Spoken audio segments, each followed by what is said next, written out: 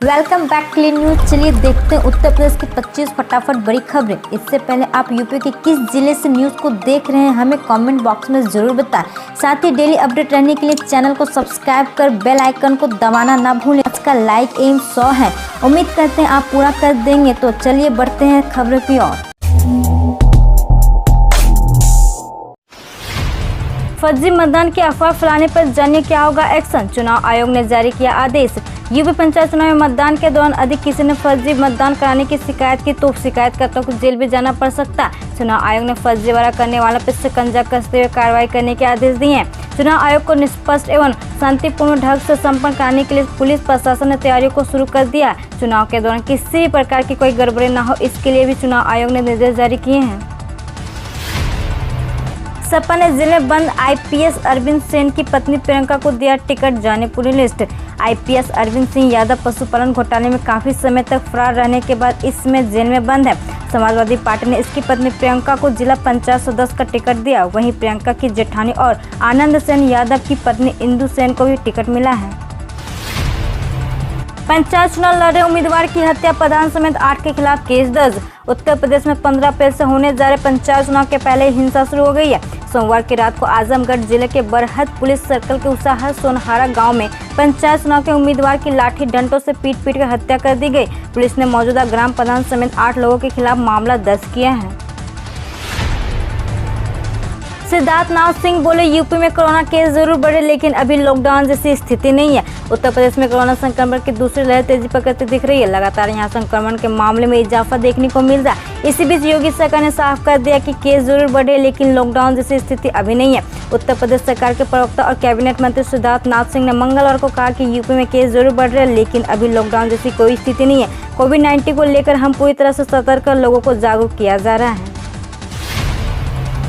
गाजियाबाद, नोएडा सहित पूरे यूपी में 1 अप्रैल से शराब महंगी और बियर होगी सस्ती। देश में 1 अप्रैल से नए वित्त वर्ष की शुरुआत हो रही है। ऐसे में यूपी, मध्य प्रदेश, दिल्ली, एनसीआर, हरियाणा में भी नए नियमों के तहत शराब परोसे जाएंगे।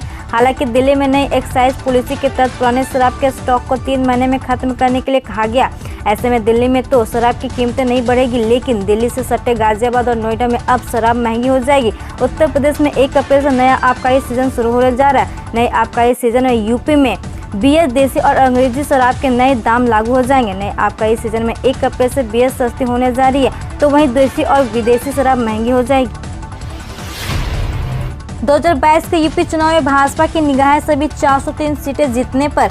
उत्तर प्रदेश में भारतीय जनता पार्टी 2017 में जीती गई सभी 312 सीटों को बरकरार रखने की रणनीति बना रही है। इतना ही नहीं, पार्टी को जिन 84 सीटों पर हार मिली थी उससे भी जीतने पर ध्यान दे रही है। पार्टी अगले साल होने वाले विधानसभा चुनाव में 2017 के अपने प्रदर्शन में सुधार को लेकर उत्सुक है।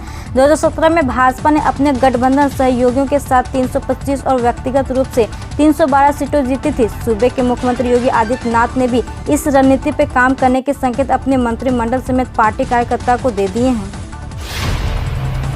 योगी सरकार ने बदली सरकारी स्कूलों की तस्वीर, अब गरीब के बच्चे बोल रहे अंग्रेजी। प्रदेश के 1000 से अधिक प्राथमिक विद्यालय, कॉन्वेंट स्कूलों को मात दे रहे योगी सरकार के प्राथमिक स्कूल की क्लास बदलने की मुहिम अब जमीन पर नजर आना शुरू हो गई है। इसी कड़ी में सरकार ने प्रदेश के 1.39 लाख परिषदीय विद्यालय में छात्रों के लिए मूलभूत सुविधाओं को बढ़ाया तो वहीं सैकड़ों स्कूलों को निजी स्कूलों से बेहतर बनाने का काम भी किया गया। निजी स्कूलों की तरह यहाँ पर बच्चों की बेहतर पढ़ाई के लिए हर तरह की सुविधाएं मौजूद है। स्मार्ट क्लासरूम, खेलने के लिए मैदान, लाइब्रेरी और बेहतर कक्षाओं के साथ हर तरह की सुविधाएं छात्रों को दी जा रही है। अधिकारियों की माने तो परिषदीय विद्यालयों को बेहतर बनाने का काम जारी रहेगा। सुविधाजनक होगी यात्रा, भारतीय रेलवे इस रूट पर शुरू करने जा रहा अनारक्षित ट्रेनें। भारतीय रेलवे द्वारा विभिन्न रेल मार्गों पर नई अनारक्षित विशेष ट्रेन सेवाओं की शुरुआत की गई है। यात्रियों की आवाजाही को सुविधाजनक बनाने के इरादे से ये नई सेवाएं शुरू की गई है। अब तक कुछ प्रमुख रेल मार्ग जिन पर इस अनारक्षित विशेष रेलगाड़ियां चला रही है इसमें बारामूला जंक्शन बलिहाल खंड, बारामूला जंक्शन बडगाम खंड, दिल्ली टुंडला खंड, कानपुर सेंट्रल टुंडला खंड, कानपुर सेंट्रल फाफुंद खंड शामिल है।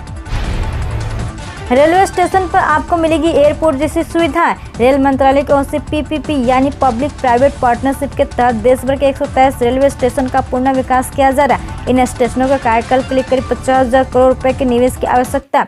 123 में से 63 स्टेशनों पर IRSDC और 60 स्टेशनों पर RLDA काम कर रही है। इन रेलवे स्टेशन पर एयरपोर्ट के स्तर की सुविधाएं मुहैया कराई जाएगी। Centralized AC, VIP lodge, high class waiting hall, food court, lift, ये ऐसी तमाम सुविधाएं हैं जो एयरपोर्ट पर मौजूद होती है, लेकिन ये सारी सुविधाएं आपको रेलवे स्टेशन पर मिलने वाली हैं। क्यों मायावती से मायूस बसपा नेताओं के लिए अखिलेश यादव बन गए पहली पसंद? उत्तर प्रदेश में विधानसभा चुनाव में अब 1 साल से भी कम रह गए। इसको लेकर भाजपा के बाद अगर कोई पार्टी सबसे ज्यादा उत्साहित है तो वो है अखिलेश यादव की समाजवादी पार्टी। पार्टी का मनोबल बढ़ने की वजह यह है कि जिस तरह से बहुजन समाज पार्टी के नेता पिछले कुछ समय में बहन जी से मायूस होकर सपा में आए हैं, उससे पार्टी को लग रहा है कि दलितों में भी उसका जनाधार बढ़ता जा रहा। पार्टी को यकीन है कि आने वाले वक्त में ये सिलसिला यूं ही जारी रहने वाला। सपा के रणनीतियों को लग रहा है कि करीब 2.5 दशक पहले दोनों दलों के समर्थकों के बीच जो खाई बन गई थी उसे तो पिछले लोकसभा चुनाव में खुद बहन जी ही भर चुकी है। इसलिए अब बीएसपी के बागियों की मदद से दलित वोटों को सपा के पक्ष में लाना ज्यादा मुश्किल काम नहीं रह गया है। पंचायत चुनाव में बसपा सोशल इंजीनियरिंग अपनाएगी, फॉर्मूला जानिए कैसे। त्रिस्तरीय पंचायत चुनाव का बिगुल फूंक चुका है। इसके लिए सियासी सरगर्मियां तेज हो गई है। बसपा भी अपनी पार्टी के समर्थित प्रत्याशियों को उतारने जा रही है। फॉर्मूला सोशल इंजीनियरिंग का होगा। पार्टी 5 अप्रैल तक अपने जिला पंचायत सदस्य और क्षेत्र पंचायत सदस्य घोषित करेगी। जिला पंचायत के लिए 10 से 12 दावेदारों के नाम घोषित किए जाएंगे।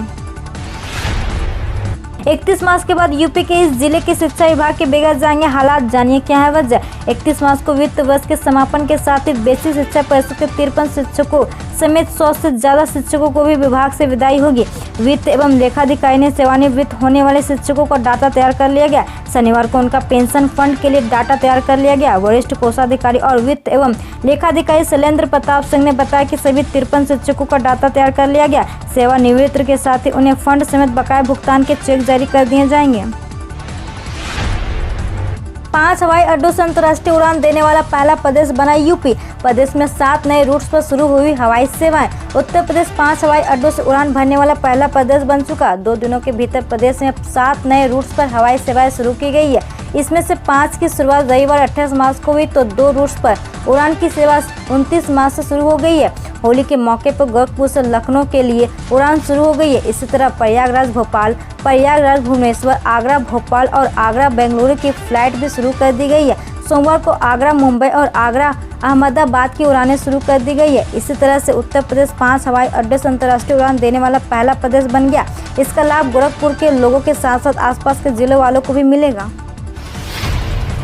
बिजली दे रहा उत्तराखंड और पैसे वसूल रहे यूपी वाले, जाने क्या है ये सिस्टम का झोल। उत्तर प्रदेश के रामपुर की टांडा तहसील से सटे गांव रसपुरा के ग्रामीण अजीब परेशानी में फंसे हुए। ये गांव उत्तराखंड की सीमा से सटा हुआ। बताया जा रहा है कि इस गांव में बिजली तो उत्तराखंड सरकार दे रही है, लेकिन पैसा वसूलने यूपी वाले आ रहे हैं। 1 अप्रैल से कोई भी लगवा सकेगा कोरोना वैक्सीन। 45 से ज्यादा उम्र और रजिस्ट्रेशन जरूरी। कोरोना वायरस के एक नई लहर से जूझ रहे देश में इसकी वैक्सीन को लेकर अब केंद्र सरकार ने नई घोषणा की है। केंद्रीय स्वास्थ्य एवं परिवार कल्याण मंत्रालय के सचिव राजेश भूषण ने मंगलवार को आयोजित एक संवाददाता सम्मेलन के दौरान ऐलान किया कि आगामी 1 अप्रैल से कोरोना वायरस वैक्सीन को लेकर लागू मौजूद एक नियम में ढील दी जा रही है और 45 वर्ष से ज्यादा आयु का कोई भी व्यक्ति वैक्सीन लगवा सकेगा। हालांकि इसके लिए सबसे पहले उन्हें रजिस्ट्रेशन जरूरी करना होगा। लखनऊ कानपुर के बीच टोल प्लाजा पर बढ़ा टैक्स। 1 अप्रैल से लगेगा वाहनों से बढ़ा हुआ टैक्स। इन 2 टोल प्लाजा पर पुरानी दरें रहेगी लागू। 1 अप्रैल से लखनऊ से कानपुर गुजरने पर वाहन सवारों पर अब टोल टैक्स बढ़कर देना होगा। इसमें छोटे बड़े 4 पहिए वाहनों को 5 से 10 रुपये तक टोल टैक्स ज़्यादा देना पड़ेगा। हालांकि इसके लिए पूर्व में बैठक हुई थी, जिसके बाद बढ़ी हुई नई दरों को राष्ट्रीय राजमार्ग मंत्रालय से मंजूरी मिल गई है, जिसे 1 अप्रैल से लागू कर दिया जाएगा। हालांकि इससे वाहन सवारों को सफर करना थोड़ा महंगा जरूर पड़ेगा। बताया गया कि प्रत्येक वित्त वर्ष में टोल टैक्स में बढ़ोतरी की जाती है। होली पर तापमान ने तोड़ा 15 साल का रिकॉर्ड। 1 अप्रैल को मौसम में होगा बदलाव। इस बार होली के दिन यानी रंगोत्सव पर तापमान ने पिछले सभी रिकॉर्ड तोड़ दिए। इस बार रंगोत्सव के दिन यानी सोमवार को अधिकतम तापमान 36.5 और न्यूनतम 17.5 तक पहुंचेगा, जो कि पिछले 15 साल में सर्वाधिक अधिक बताया जा रहा। मौसम वैज्ञानिक डॉक्टर एन सुभाष ने बताया कि होली पर रंगोत्सव के दिन पिछले 10 वर्षों में इतना अधिक तापमान कभी नहीं रहा। इन दिनों बढ़ता तापमान वाकई हैरान करने वाला। पिछले 15 साल में होली के औसत तापमान में इस बार 5 डिग्री वृद्धि दर्ज की गई है। वहीं न्यूनतम तापमान में भी 4 डिग्री का इजाफा देखा गया। मौसम विभाग के अनुसार इस बार तापमान होली से पहले ही बढ़ना शुरू हो चुकी है। अब रेलवे के माल गोदामों का भी होगा निजीकरण, 5 साल के लिए मिलेगा लीज पर निविदा जारी। प्राइवेट ट्रेन चलाने के बाद भारतीय रेलवे अब माल गोदामों का भी निजीकरण करने की तैयारी में। नई योजना के मुताबिक रेलवे माल गोदामों को खुद चलाने की बजाय इन्हें व्यापारियों को सौंप देगा। अब खाद्यान्न वितरण में भ्रष्टाचार पर लगेगी लगाम, नई व्यवस्था से आएगी पारदर्शिता। खाद्यान्न के उठान में होने वाले भ्रष्टाचार को रोकने तथा व्यवस्था को सुदृढ़ बनाने के लिए खाद्य एवं रसद विभाग ने बड़ा फैसला किया। विभाग द्वारा 1 अप्रैल से सिंगल डोर स्टेप डिलीवरी व्यवस्था लागू कर रही है। इसके तहत कोटेदार खाद्यान्न के उठान अब सीधे FCI गोदाम से करेंगे। इससे एक तीर से 2 निशाना होगा। एक तरफ जहां सिस्टम पारदर्शी होगी, वहीं ब्लॉक स्तर पर स्थित विपणन गोदामों का किराया भी बचेगा। अब वितरण और मॉनिटरिंग की पूरी जिम्मेदारी जिला पूर्ति विभाग की हो गई जाएगी। यूपी मेट्रो में निकली भर्तियां, इन पदों के लिए तुरंत करें आवेदन। यूपी मेट्रो रेल कॉरपोरेशन में नौकरी करने के लिए इच्छुक अभ्यर्थियों के लिए खुशखबरी है। यूपी मेट्रो ने सहायक प्रबंधक समेत कई पदों पर भर्तियों के लिए नोटिफिकेशन जारी किया।